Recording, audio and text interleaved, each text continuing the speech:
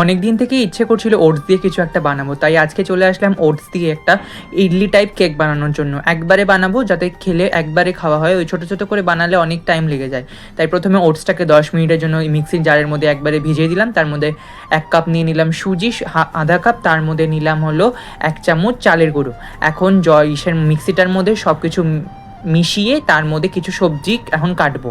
তো সবজির জন্য লাগবে আগের থেকে টমেটো, এই টমেটোগুলো গাছের থেকে নিয়েছি, গাছের টমেটো। তার মধ্যে লাগছে পেঁয়াজ, আদা, রসুন।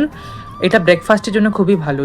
আর এর মধ্যে দিয়ে দিচ্ছি হলো চিনি, লবণ স্বাদ মতো দিয়ে দেবেন, যে যেরকম খাও।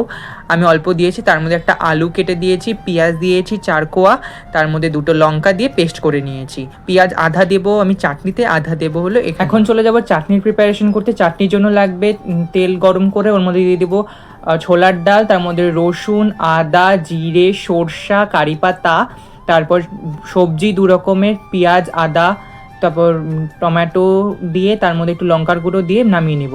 আর তারপর ঠান্ডা করে এখন একটা কড়াইয়ের মধ্যে গরম জলের মধ্যে স্ট্যান্ড বসিয়ে থালার মধ্যে দিয়ে দেবো হলো ব্যাটারটাকে, এটাকে সিদ্ধ করার জন্য। এটা সিদ্ধ হতে থাকবে, তার পাশে আমি বানাবো চাটনিটা তো বানিয়ে নিয়েছি।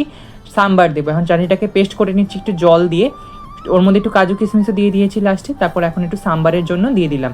তো দুটো গ্যাস থেকে নামানোর পরেই রেডি আমাদের ইডলি উইথ চাটনি। তো তোমরা বাড়িতে ট্রাই অবশ্যই করো আর আমাকে কমেন্ট করে জানাবে কিন্তু, অবশ্যই। ধন্যবাদ।